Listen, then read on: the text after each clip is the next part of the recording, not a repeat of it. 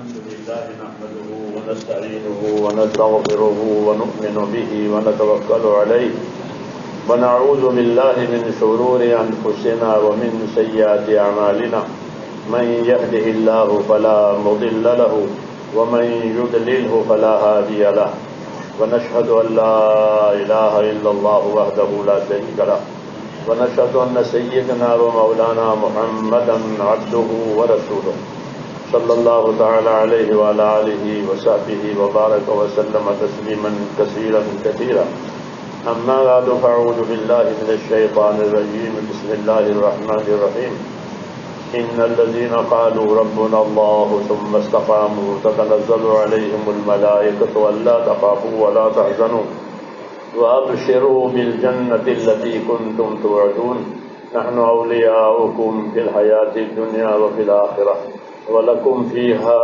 مَا تَشْتَهِي أَنفُسُكُمْ وَلَكُمْ فِيهَا مَا تَدَّعُونَ نُزُلًا مِّن غَفُورٍ رَّحِيمٍ صدق اللہ العظیم.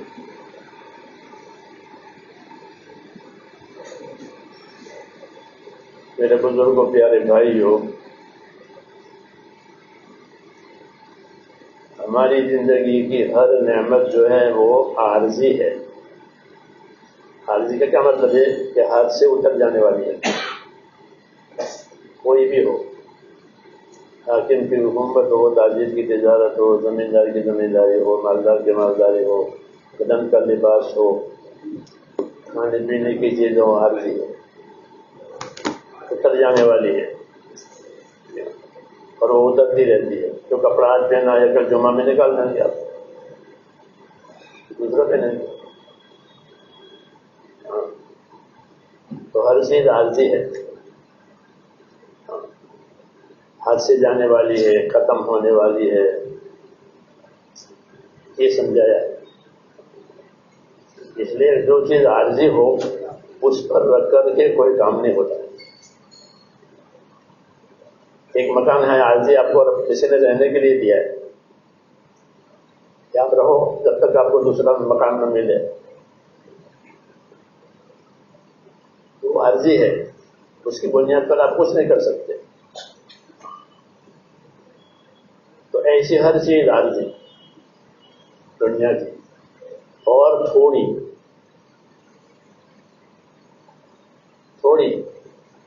ضرورتیں زیادہ، وہ چیز تھوڑی. اس لیے آدمی ہر وقت محتاج ہے، کیونکہ جو ملا ہے وہ تھوڑا ملا ہے، تو ضرورت ہے زیادہ. کہ آپ نے دوپہر کو کھانا کھایا تھا، 6 گھنٹے کے بعد دھوکے ہو جائیں گے. ہاں،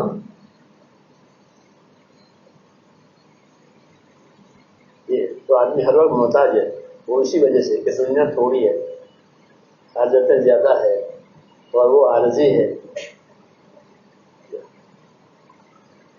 تو اس کا کیا کرنا چاہیے؟ تو ایک عربی میں مثل مشہور ہے، یا دنیا ساعہ فجعلھا طاعہ. کہ دنیا ایک تھوڑی دیر کی ہے کہ اس کو اللہ کی اطاعت بنا لو، بختم. جیسے رمضان کا دن ہوتا ہے، رمضان کا مہینہ، اس کو پورا مہینے کو ہم عبادت بنا لیتے ہیں، تو بڑی برکت. پھر ایک مہینہ گزر گیا، ختم. دنیا تھوڑی ہے، اس کو کیا بنا لو کہ اس کو اللہ کی اطاعت کا ذریعہ بنا لو، پھر وہ بہت ہو جائے گی. ہاں، اگر دنیا کو آخرت کا ذریعہ بنایا تو یہ بہت ہو جائے گی. جیسے کہ بیج زمین میں ڈالتے ہیں، وہ تھوڑے ہوتے ہیں، لیکن جب اگ کر آتے ہیں تو بہت ہو جاتے ہیں. ہوتا ہی نہیں ہوتا کہ آپ نے 1 کلو بویا تھا اور وہ ٹن کے حساب سے آئے گا. یہ ہے، اس لیے سکھایا ہے کہ ایسی چیز بناؤ کہ جو تمہارے لیے سدا مدہ کام آئے، پھر وہ تمہارے ہاتھ سے نہ جائے. اس لیے کہتے ہیں کہ دنیا کو آخرت بنانے کے لیے بنایا ہے.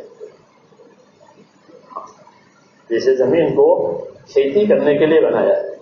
صرف کھیتی کرو، تھوڑا لگاؤ گے، زیادہ کاٹو گے، اور کاٹتے رہو گے 1 فصل 2 فصل 3 فصل جیسی زمین. یہ سبق ہے اللہ کے نبیوں کا کہ اپنی دنیا سے آخرت بناؤ. سمجھدار آدمی وہ ہے جو اپنی دنیا سے آخرت بنائے. ایک چیز فانی تھی، عارضی تھی، اس سے ایک پائیدار چیز ہو گئی. تو دنیا سے آخرت بنائی تو وہ رہے گی، وہ فنا نہیں ہوگی. آخرت فنا نہیں ہوتی. تو دنیا سے آخرت بنائی.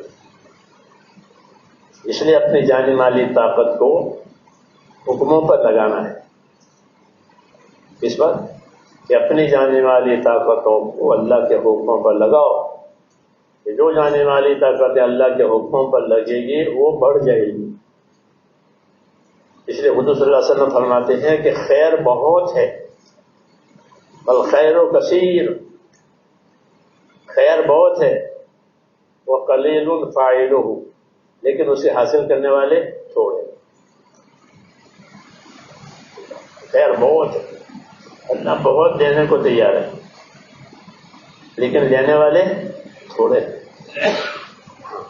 کیونکہ انہوں نے دنیا کو بھی نہیں پہچانا ہے، آخرت کو بھی نہیں پہچانا.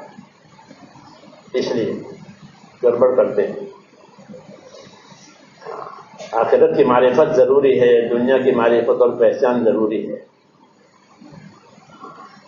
یہ دنیا کیا چیز ہے، آخرت کیا چیز ہے. تو میں نے کہا دنیا عارضی ہے، آپ کے قبضے میں نہیں ہے. بلبلے کی طرح کب پھوٹ جائے. ہر آدمی کی زندگی کیسی ہے؟ بلبلا، غبارہ. چھوٹے بچے کھیلتے ہیں نا غبارہ بنا کے، وہ پھوٹ جائے تو کچھ نہیں.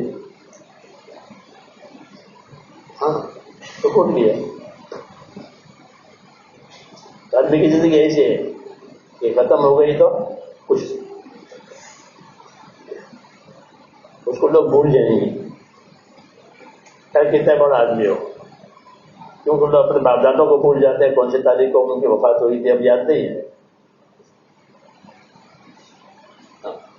دادا کی وفات کب ہوئی تھی، باپ کی وفات کب ہوئی تھی پتہ نہیں ہے، بھول گئے. حالانکہ انہیں کا کھاتے ہیں لیکن ان کو بھولے ہوئے ہیں. انہیں کی جائیداد کھاتے ہیں دادا کی، لیکن دادا کو بھولے ہوئے ہیں کہ دادا کب مرے تھے. وہ یہی وجہ ہے کہ تھوڑی سی ہے. اس لیے عقل مندی کی بات یہ ہے کہ اپنی دنیا سے آخرت بناؤ. کہ وہ ختم نہیں ہوگی، یہ ختم ہو جائے گی، ہاتھ سے نکل جائے گی، وہ نہیں ختم ہوگی. فرمایا دنیا کو اللہ نے تمہارے لیے بنا دیا ہے. ایک اپنے حصے کی دنیا لے کر دنیا سے رخصت ہوگا. اپنے حصے سے زیادہ نہیں لے سکے گا. جو اس کے مقدر میں ہے نا اس سے زیادہ نہیں لے گا. زندگی ہو، زندگی کے اسباب ہو، مقدر سے زیادہ نہیں ملتا.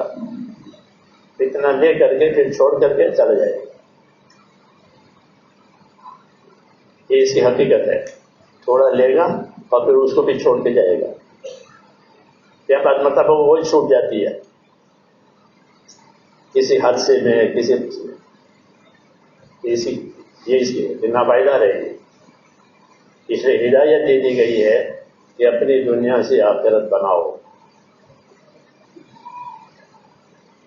کہ دنیا سے آخرت بنانے کا کیا طریقہ ہے؟ کہ دنیا سے آخرت بنانے کا طریقہ وہ اللہ کا دین ہے. دین جیسا بتاوے اس کے مطابق اپنی دنیا کو، اپنی ذات کو استعمال کرو تو دین بنے گا، آخرت بنے گی. وہ دنیا حاصل نہیں جائے گی، دنیا تو رہے گی، وہ حاصل نہیں جاتی اور تقدیر سے زیادہ ملتی نہیں ہے. کوشش آدمی زیادہ کر لیتا ہے، تھکتا زیادہ ہے، لیکن ملتا کتنا ہے؟ ملتا جتنا لکھا ہے اتنا ملتا ہے. زندگی بھی اتنی ملے گی جتنی لکھی گئی ہے. اور زندگی کے اسباب کتنے ملیں گے کہ جتنے لکھی گئی، یہ زیادہ نہیں ملے گی. آخرت کے جتنے کمانا چاہو کماؤ، وہ بہت ہے. اور اللہ بہت دیں گے بڑا چڑھا کر کے. وَإِن تَكُ حَسَنَةً يُضَاعِفْهَا وَيُؤْتِ مِن لَّدُنْهُ أَجْرًا عَظِيمًا کہ اگر کوئی نیکی ہوئی تو اللہ اس کو بڑا کر کے دیں گے. اس لیے حضور نے فرمایا خیر بہت ہے لیکن حاصل کرنے والے یہ تھوڑے. اس کی کیا وجہ ہے کہ یقین پورا نہیں ہے. اللہ کے وعدوں پر، اللہ کے فیصلے پر پورا یقین نہیں ہے. سنا ہے، جانا ہے، یہاں تک ہے، پورا یقین نہیں آیا. اس لیے میرے دوستو، آخرت بنانے کے لیے اور دنیا کو سنوارنے کے لیے بھی اپنا ایمان یقین بنانے کی ضرورت ہے. ایمان یقین بنے گا تو دنیا صاف ستھری آئے گی، اور آخرت کی آخرت تو ہمیشہ کے لیے ملے گی. آدمی کا نفس جاہل ہے، اس کو یہ باتیں پسند نہیں آتی، اسے موت شوق کی باتیں پسند آتی ہے کیونکہ وہ حقیقت سے جاہل ہے. نفس جیسے چھوٹا بچہ ہوتا ہے تو اس کو کھیلنے کھانے کے لیے چھوڑ دو تو بہت خوش، اور دوسرے کام ہو رہا ہو تو روئے. اسکول جاؤ، مدرسے جاؤ، نہا لو، دھو لو، کپڑے بدل لو، تو اس کے لیے تیار نہیں ہو اپنے مصلحت کے لیے. ایسے آدمی کا نفس ہے تو اس کو یہ باتیں پسند نہیں. جو چیز نظر آتی ہے اس کی ترقی پسند ہے. حالانکہ یہ ترقی تو میں نے کہا نہیں ختم ہونے والی ہے، چاہے جتنی ترقی کرے. جو چیز ختم ہونے والی نہیں ہے وہ اللہ نے بتایا کہ آخرت ہے، والآخرۃ خیر وابقیٰ. آج ہماری بیماری یہی ہو گئی ہے کہ ہم دو چیزیں بھول گئے ہیں، ایک تو اللہ کو پورا رکھا ہے، ایک آخرت کو پورا رکھا ہے. اللہ کو پورا رکھا ہے کہ اللہ کا کیا حق ہے پتہ نہیں، اللہ کا کیا حق ہے تو پتہ نہیں. حالانکہ مر کر کے اللہ کے پاس جانا ہے، لیکن اللہ کا کیا حق ہے کہ پتہ نہیں. آخرت کا کیا تقاضا ہے کہ پتہ نہیں، ایسے ماننا ہی نہیں ہے. اسی کی ساری پریشانیاں ہیں. ورنہ اللہ بہت خیر دینے کو تیار ہے. جیسے حضور فرمایا ہے خیر کثیر، خیر بہت ہے.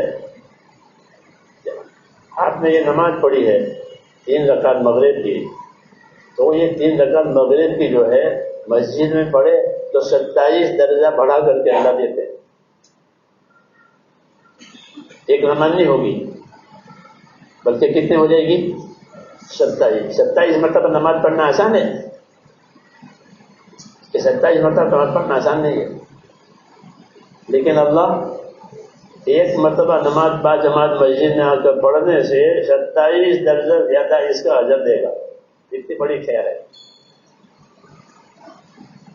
یہ خیر کی بات کہی. پھر اس کے بعد دوسری جو بات کریں گے وہ آگے کہ عشاء کی نماز جماعت سے پڑھی ہے اور پھر فجر کی نماز بھی جماعت سے پڑھی ہے، تو کیا دیں گے کہ پوری رات عبادت میں کوئی کھڑا رہے اس کو جتنا اجر و انعام ملے اس کو اتنا ملے گا. کہ عشاء جماعت سے پڑھی ہے، فجر جماعت سے پڑھی ہے. جی ہاں، یہ خیر کثیر ہے. تو فجر کے بعد اللہ کا ذکر کرے اور اشراق تک بیٹھے تو کیا دیں گے؟ ایسا ہے جیسے حج عمرہ کیا. حج عمرہ کرنا آسان ہے؟ روز روز حج عمرہ کرنا آسان نہیں ہے. ہاں، اتنا وقت بھی نہیں، اتنے پیسے بھی نہیں ہیں. ہاں، کچھ لوگ غریب بھی ہوتے ہیں، ان کے پاس سرے سے پیسے نہیں ہوتے.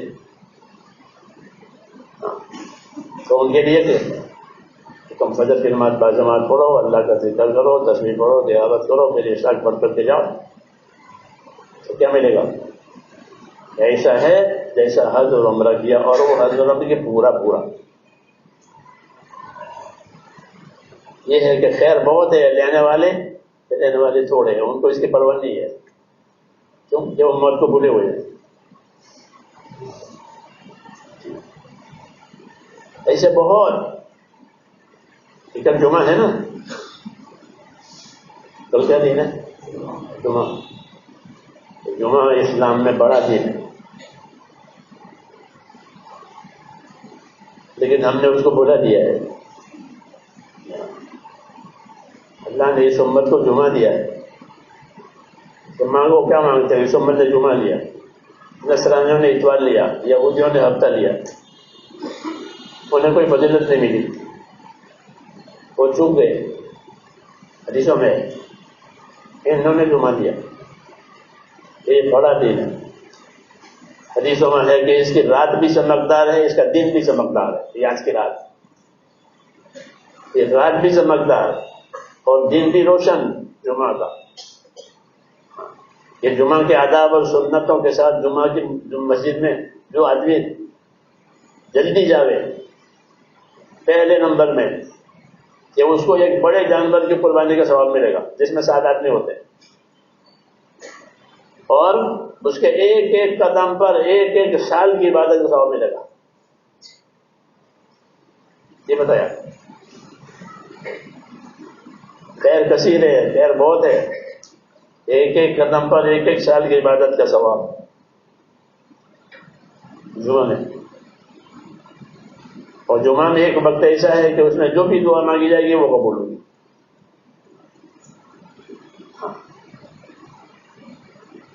جمعہ کے دن کا صدقہ کہ اس کا ثواب زیادہ.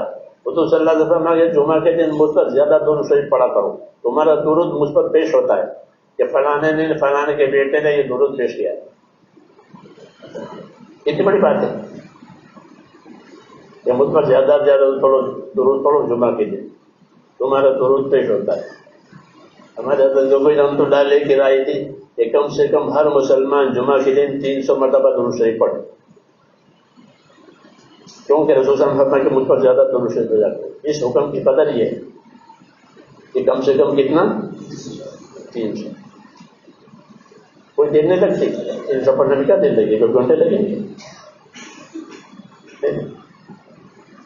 کتنی بڑی خیر ہوگی.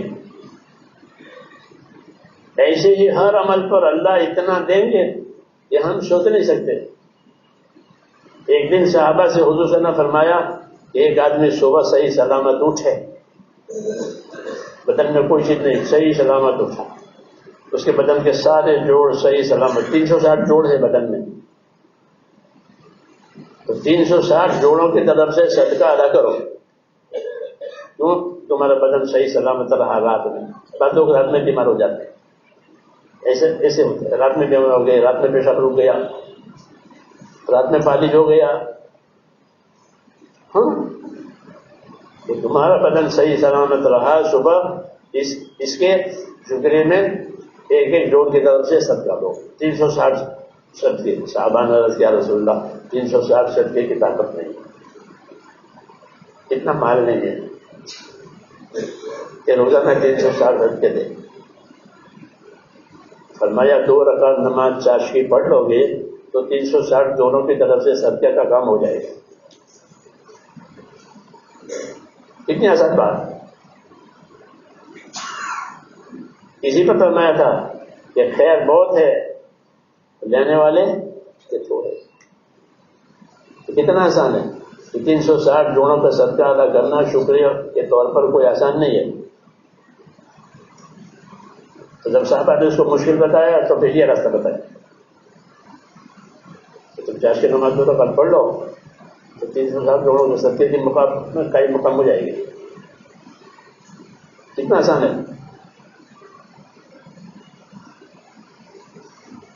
تو بات میرے دوستوں یہی ہے کہ خیر اللہ کی طرف سے بہت زیادہ ہے, لینے والے تھوڑے. لینے والے کیوں تھوڑے ہیں؟ لینے والے اسی وجہ سے تھوڑے ہیں کہ دنیا کا نفع نظر آتا ہے, آخرت کا نفع نظر نہیں آتا. دنیا کا نفع نظر آئے گا, آدمی کھیتی کرتا ہے نفع نظر آتا ہے, تجارت کرتا ہے نفع نظر آتا ہے, مزدوری کرتا ہے نفع نظر آتا ہے, چوری کرے تو بھی نفع نظر آ رہا. ہاں کہ پہلے پیسے نہیں تھے بعد میں آ گئے. ہاں دنیا کا نفع نظر آتا ہے، آنکھوں سے دیکھتا ہے اس میں. اور جس کے اللہ نے خبر دی ہے کہ تمہارے لیے یہ ہے اور یہ ہے، اس کا یقین کمزور ہے. اس یقین کی کمزوری کی وجہ سے یہ فائدہ نہیں اٹھا رہا. اگر اس کا یقین قوی ہو جاوے تو پھر اس کو نہ چھوڑے. شروع زمانے میں ایک میواتی تھا، وہ رو رہا تھا. میوات کے لوگ پر کیا ہو گیا کہ مسواک کھو گئی. کیا ہو گئی؟ مسواک ہو گئی. وہ پیڑوں کی اور نیم کے وہ کوئی پیسے قیمتی چیزیں ہو گئی.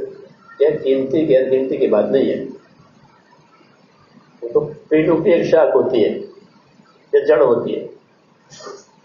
بات یہ ہے کہ مسواک سے ایک رکعت جو پڑھی جائے گی وہ بغیر مسواک کی 70 رکعتوں کے برابر ہے.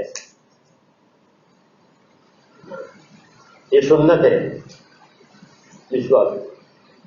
اس سنت کا فائدہ کیا فائدہ کہ جو نماز مسواک کر کے مسلمان پڑھے تو 1 سے 70 کا نفع ہے. پیٹ نہیں کھوٹائیے. تو جیسے کسی کے 70 روپے چوری ہو جائیں، 70 روپے کھو جائیں، وہ غم ہوگا اس کو،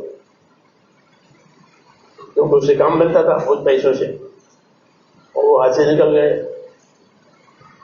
تو اس کا غم ہوگا. اس کا غم نہیں ہے کیونکہ اس کا یقین نہیں. اس کو پاس یقین ہے اس کا کہ میری ایک رکعت جو ہے مسواک والی اللہ کی طرف 70 رکعتوں کے برابر میرے حصے میں آتی ہے. اب وہ نہیں ہے. یہ اصلی مایا ہے مسلمان کی. اس کو اللہ کے وعدوں پر یقین آوے، اللہ کے فیصلوں پر یقین آوے، اللہ کے خزانوں پر یقین آوے، آخرت پر یقین آوے. یہ اس کی اصلی زندگی. اگر یہ بات نہیں ہے تو وہ دھوکے میں ہے. ہاں، اپنے خیالات میں ہے، اپنے دھوکے میں ہے کہ ایک چیز ناپائیدار ہے، اس پر اعتماد کر کے بیٹھا ہوا ہے تو تھوڑی دیر کے لیے بھی ہے اور ختم ہونے والی بھی ہے، پتہ نہیں صحیح بھی ہے غلط. یہ دنیا کے تمام نقشے جو ہیں وہ میرے بھائیوں ایسے ہیں جیسے کہ ٹرے میں انڈے ہوتے ہیں. ٹرے ہوتا ہے نا انڈوں کا، مگر یہ سارے انڈے گندے ہیں.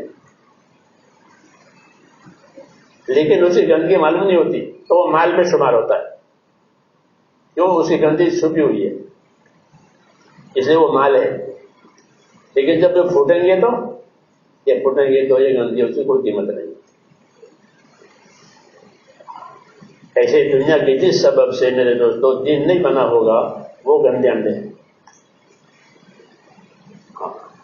وہ گندے ہیں. حکومت بھی گندے انڈے، تجارت بھی گندے. کیوں؟ اسے دین نہیں بنایا تو اللہ اس کی کوئی قیمت ہی نہیں ہے. وہ گندے انڈے ہیں. جب پھوٹیں گے تو گندگی نکلے گی. تو کیسے پھوٹیں گے کہ موت پر پھوٹ جائے گی. وہ موت آئی کہ وہ پھوٹ گیا ہو تو اس کی گندگی ظاہر ہو جائے گی. آدمی خود ہی پچ جائے گا کہ میں نے یہ کیوں کیا. یہ سمجھنے کی بات ہے.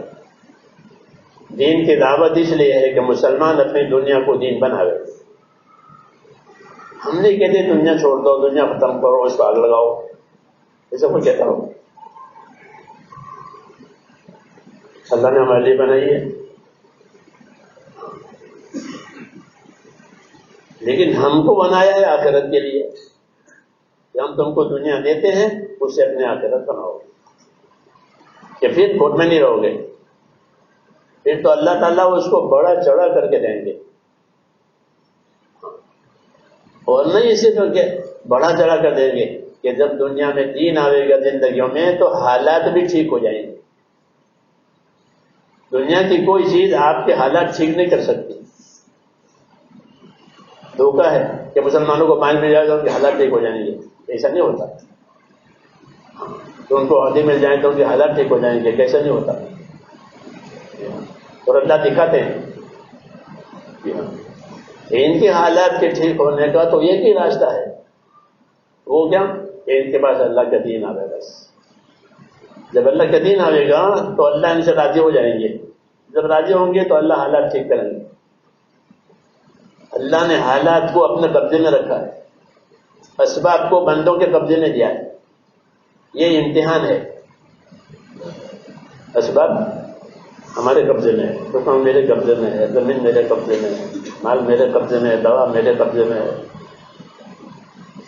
ہاں، لیکن اس سے کام بننا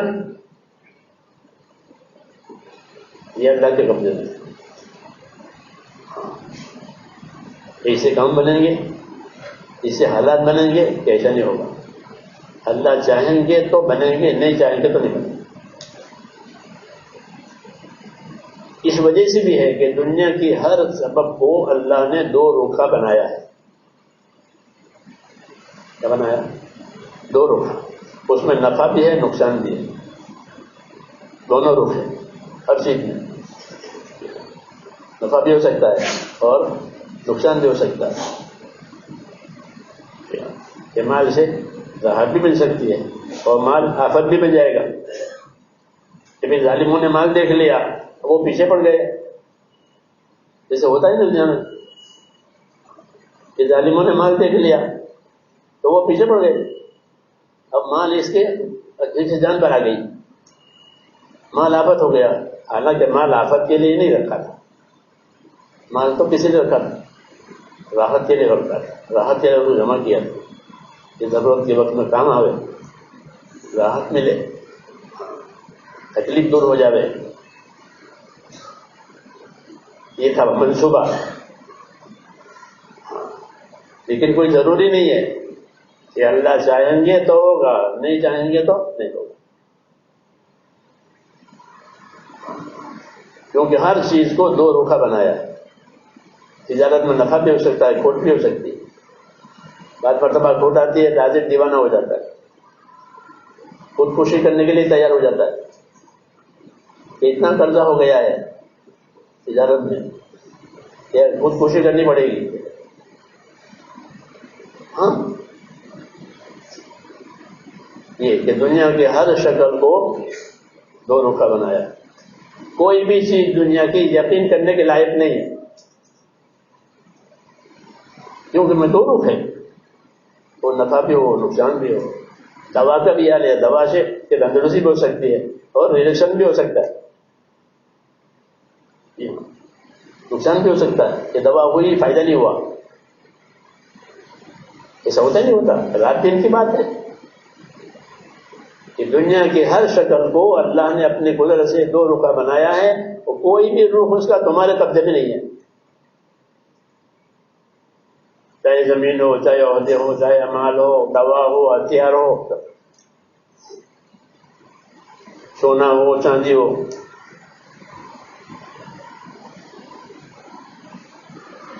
کوئی ایک رخ مقرر نہیں ہے۔ اس لیے اللہ تعالیٰ نے ہم کو ایک چیز دی ہے، وہ کیا؟ لا الہ الا اللہ، ایک اللہ ہے جو کام بنانے والا ہے،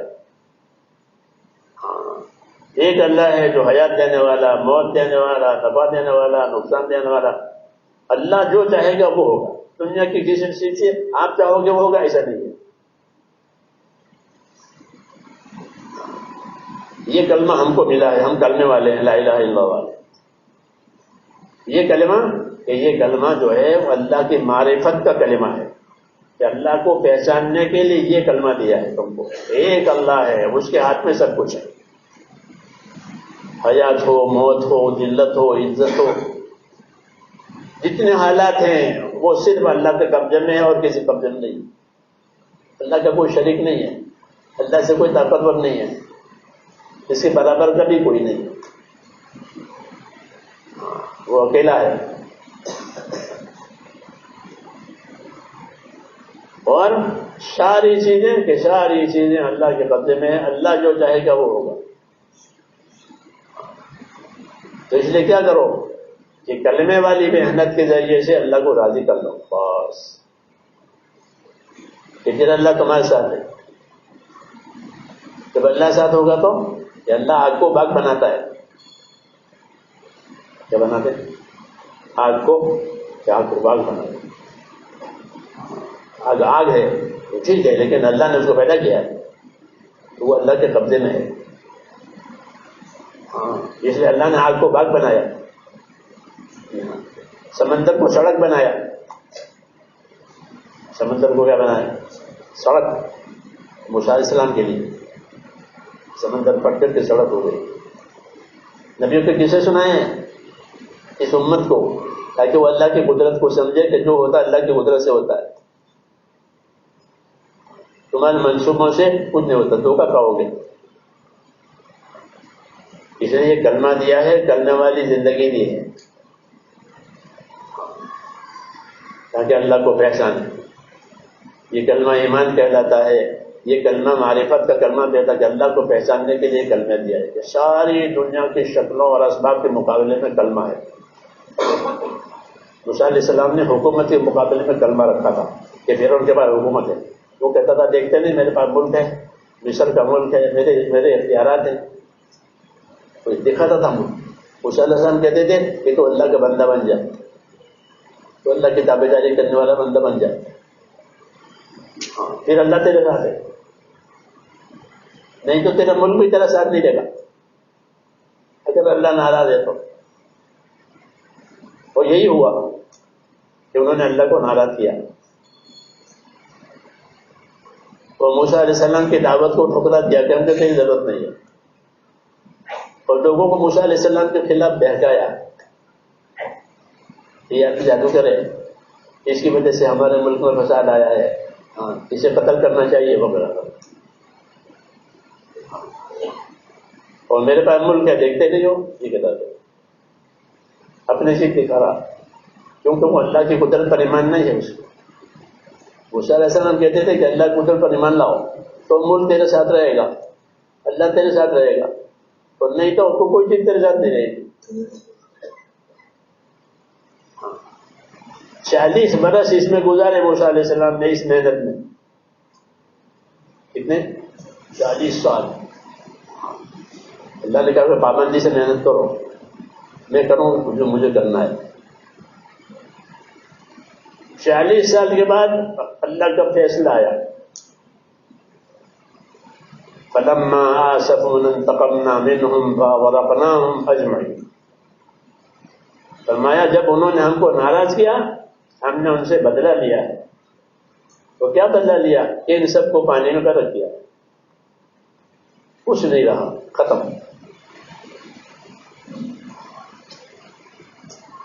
یہ بات موسیٰ علیہ السلام نے ایک محنت کی، میں نے دعا مانگی کہ یہ سب کو بگاڑ رہا ہے، یہ سدھرتا بھی نہیں، سدھرنے دیتا بھی نہیں. ایک کڑوا درخت ہے، اس کی جڑ کٹ جائے. مانتا بھی نہیں، ماننے دیتا بھی نہیں ہے، اس کی جڑ کٹے، اس سے کوئی فائدہ نہیں ہے. تو اللہ نے کہا تم محنت کرو اپنی، پھر میں کروں گا. دعا کے بعد 40 سال محنت کی، پھر جڑ کٹ گئی. کہنا میرا ملک ہے، وہ اس کا ملک نہیں رہا، وہ ملک کا بھی نہیں رہا، ملک اس کا بھی نہیں رہا. یہ مثالیں قرآن شریف نے دی ہے سمجھنے کے لیے. آج کی مثال ہم نہیں ذکر کرتے، حالات حاضرہ کی، اسی سے سمجھ لے. جی ہاں، آدمی کہ اصل کیا ہے؟ کہ اصل اللہ تعالیٰ کا راضی ہونا ہے. یہ اصل ہے. اگر اللہ راضی ہو گیا تو پھر سارے حالات ٹھیک ہو جائیں گے. اللہ ناراض ہے تو پھر کوئی حال فائدہ نہیں دے گا. رسول صلی اللہ علیہ وسلم نے اجتماع مدینے والوں کو جمع کر کے یہ سبق سنایا کہ سنو، جو لوگ اپنا اور خدا کا معاملہ ٹھیک کر لیں گے تو اللہ ان کا اور مخلوق والا معاملہ ٹھیک کر دے گا. یہ پیغام دیا. یہ پیغام ساری دنیا کو ہے، خالی مدینے والوں کو نہیں ہے. یہ بنیادی بات ہے. کیا ہے؟ بنیادی بات. کیونکہ ساری چیزیں اللہ کے قبضے میں ہے. حالات ہو، اسباب ہو، زمانہ ہو، وقت ہو، ہر چیز اللہ ہر چیز کا پیدا کرنے والا ہے اور ہر چیز کو استعمال کرنے والا ہے. نفع میں، نقصان میں، عزت میں، ذلت میں اللہ استعمال کرے گا. اللہ اول ہے. اللہ انت الاول فلیس قبلک شیء. ہے اللہ تو پہلا، تو سے پہلے کوئی نہیں ہے. تو اللہ اول ہے. اللہ کے اختیارات، اللہ کے فیصلے، یہ سب اول. اس لیے مدینے والوں کو یہ رہبری دیا تھا کہ دیکھو جو لوگ اپنا اور خدا کا معاملہ ٹھیک کر لیں گے تو اللہ یہ نیچے والا معاملہ ٹھیک کر دے گا. بس کتنی آسان بات ہے. اللہ بہت بڑے ہیں لیکن اللہ کو راضی کرنے کے لیے ملاقات کرنے کے لیے ٹائم نہیں لینا پڑے گا آپ کو. کسی بڑے سے ملنا ہو تو ٹائم لینا پڑتا ہے. تو بھائی کہتے ٹائم لو اس سے کہ وہ ملاقات کا وقت دے گا, نہیں تو کچھ نہیں ہوگا. تو اللہ بہت بڑے ہیں, اس سے بڑا کوئی نہیں. اور اس نے اپنا دربار اور معاملہ ایسا رکھا کہ ہم سے ٹائم لینے کی ضرورت نہیں ہے. جب چاہو آ جاؤ, جب چاہو آ جاؤ. گنہگار ہو تو آ جاؤ, عبادت گزار ہو تو آ جاؤ, پرہیزگار ہوا تو آ جاؤ, مالدار ہو تو آ جاؤ. ہاں ہر وقت کھلا ہوا ہے, ورنہ بڑوں کے پاس وقت لینا پڑتا ہے. تو کتنا آسان معاملہ ہو گیا کہ اللہ کو راضی کر لو. اور اللہ کس سے راضی ہوگا؟ کہ صحیح نیت سے, صحیح عمل سے اللہ راضی ہو جائے گا. دو ہی چیزیں ہیں, صحیح نیت ہو, صحیح عمل ہو, اللہ راضی ہو جائے گا. غریب ہو, مالدار ہو, کوئی بھی ہو, اس کا دروازہ کھلا ہوا ہے کہ ہمارے پاس آؤ. گنہگار ہے کہ توبہ کر کے آ جاؤ. کوئی گنہگار نا امید نہ بنے کہ میرا کیا ہوگا. کہ چاہے جتنا گنہگار ہے کہ ہماری رحمت کا دروازہ قیامت تک کھلا ہوا ہے. کہ معافی مانگے گا تو کہ معاف کر دیں گے. اللہ کو معافی پسند ہے کہ کوئی معافی لے کر آئے تو اس کو معافی دے دیں گے. کوئی نیکی لے کر آئے تو اس کو نیکی کا بدلہ اس کے نیکی سے زیادہ دیں گے. یہ اللہ کا معاملہ ہے اپنے بندوں کے ساتھ. اس لیے حضور نے فرمایا خیر بہت ہے, لینے والے تھوڑے ہیں. تو ہمیں وہ خیر لینی ہے جو اللہ کے پاس ہے, اور پھر اللہ اپنے شان سے دے گا. جی ہاں, اللہ بڑے ہیں تو کیسے دیں گے؟ کہ بے حساب دیں گے. حساب سے دینے کا تو رواج ہے, حساب سے دینے لینے کا رواج ہے. اللہ کے یہاں کہ حساب سے بھی دیں گے اور بے حساب بھی دیں گے. دونوں کاؤنٹر کھلے ہوئے. لینے والے چاہیے کہ بے حساب دیں گے. ایک سبحان اللہ اور پہاڑ سے بڑا ہے, یہ بے حساب. یہ بے حساب ہوا. سبحان اللہ ایک سیکنڈ میں, سبحان اللہ سبحان اللہ. تو کتنا دیں گے؟ ایک سبحان اللہ اور پہاڑ سے بڑا. یہ بے حساب ہوا. اور ایک سیکنڈ کا عمل ہے سبحان اللہ, تو اتنا ہی ملنا چاہیے سیکنڈ والا, اتنی سیکنڈ والا نہیں. بے حساب دینا ہے بندوں کو. اس لیے کہتے ہیں کہ اللہ کے خزانے سارے بندوں کے لیے ہے, اس کے اپنے لیے نہیں ہے. اس کو کیا ضرورت ہے؟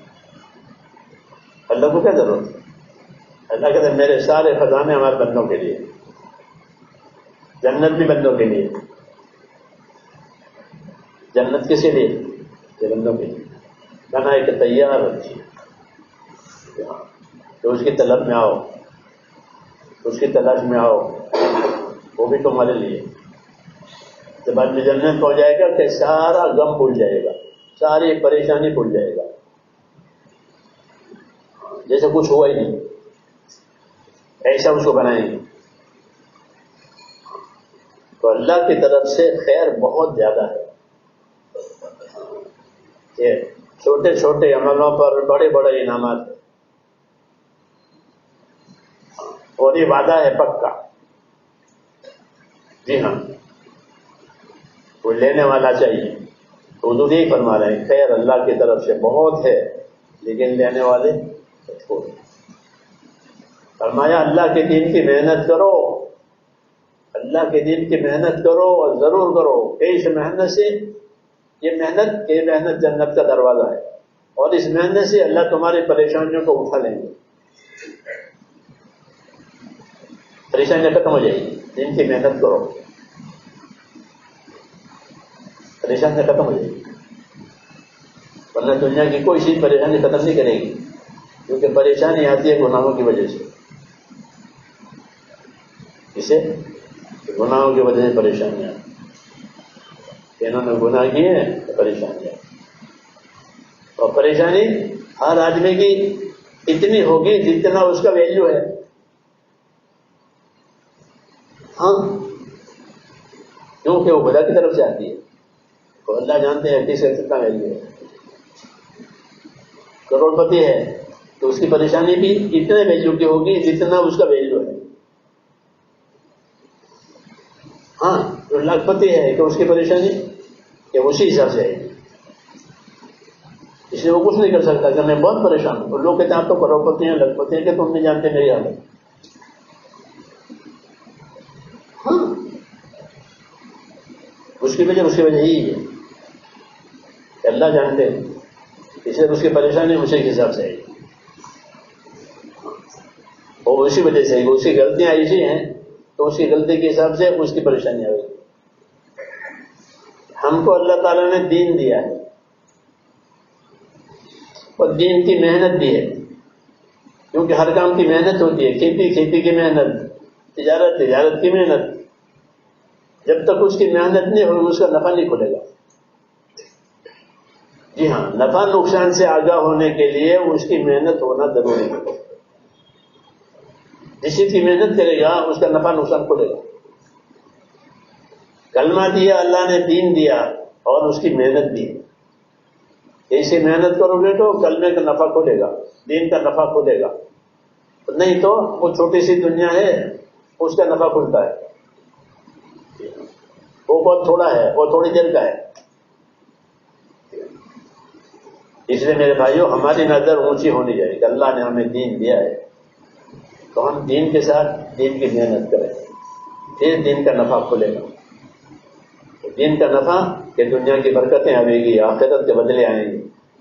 اور جتنے اچھے حالات آدمی سے آتا ہے اس کا یہی راستہ ہے. جیسے حضور نے فرمایا کہ جو اپنا اور خدا کا معاملہ ٹھیک کر لیں گے تو اللہ ان کا اور مخلوق والا معاملہ خدا ٹھیک کر دے گا. تو اللہ سے معاملہ ٹھیک ہوگا دین سے. دین نہیں ہے پھر اللہ ناراض ہے، چاہے حاکم ہو، چاہے تاجر ہو، چاہے مزدور ہو، چاہے فیکٹری ہو، کچھ بھی ہو، لیکن اللہ ناراض ہے تو بات نہیں بنے گی. کیوں کہ ساری چابیاں اللہ کے ہاتھ میں ہیں. یہ بات ہے، ساری چابیاں ہمارے ہاتھ میں ہیں، سارے خزانے ہمارے ہاتھ میں ہیں. اس لیے جس کے پاس چابی ہے اس کے پاس جاؤ کہ اللہ کی طرف آؤ. ہاں، اللہ سے اپنا تعلق صحیح کرو، اللہ نے جو ذمہ داریاں دی ہیں وہ پوری کرو، پھر اللہ تمہارے ساتھ ہے. ہاں، پھر سب کچھ کے بغیر اللہ سب کچھ کر دے گا. جیسے یہ ساری دنیا بنائی کائنات تو کچھ بھی نہیں تھی، سب کچھ کے بغیر اللہ نے سب کچھ کیا ہے.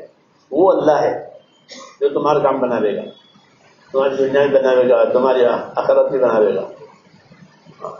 اس لیے میرے بھائیوں، ہماری ذمہ داری ہے کہ ہم اپنے دین کے لیے ایسی محنت کریں کہ ہمارے اندر دین آ جاوے حقیقی معنی میں. پھر دین آیا کہ سارے مسئلے حل ہو جائیں گے. حضور صلی اللہ علیہ وسلم کو اللہ نے رحمت بنا کر کے بھیجا ہے. جب آپ والی بات آئے گی کہ پھر رحمتیں ہی رحمتیں ہیں، پھر کوئی رحمت نہیں ہے. اتنے اچھے حالات آدمی چاہتا ہے وہ اسی سے آئیں گے، اس کے بغیر نہیں آئیں گے. دین چھوڑ کے کوئی حال اچھا نہیں، کوئی حال راش نہیں آئے گا. اللہ ناراض ہے. اس لیے کہتے ہیں کہ اللہ کے راستے میں نکلیں، اللہ کے دین کی محنت کریں، اپنی ذمہ داری سمجھیں کہ اللہ نے ہمیں کلمہ دیا ہے، دین دیا ہے اور یہ کتنا بڑا ہے. جب اس کی محنت کریں گے تو یہ کھلے گی. نہیں تو اچھا سمجھیں گے کہ بہت اچھا کام ہے، تو غیر مسلم بھی کہتا ہے کہ بہت اچھا کام ہے. اسے کیا فائدہ ہوگا؟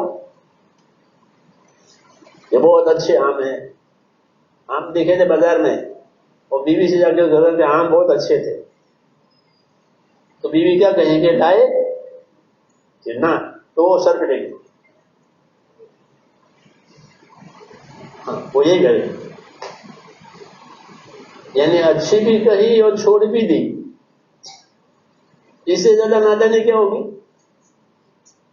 ایک چیز کو اچھا بھی سمجھا اور چھوڑ بھی دیا تو بیوی بھی بیوقوف بناوے گی. کیوں گا؟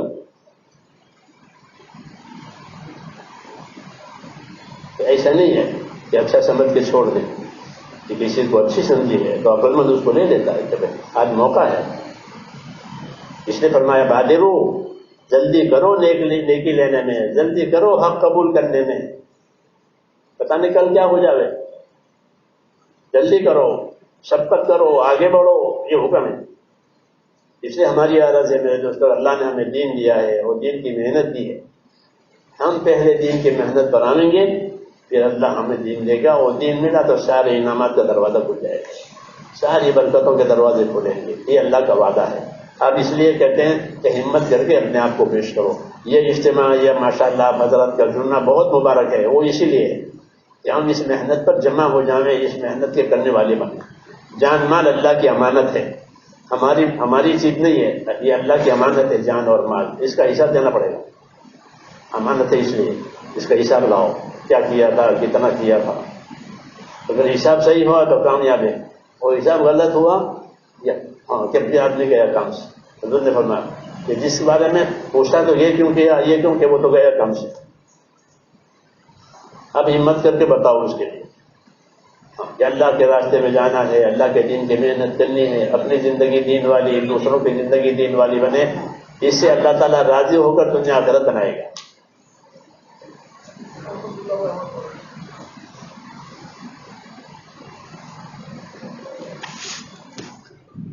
بہت ضرورت ہے اس کام کو سمجھنے کی.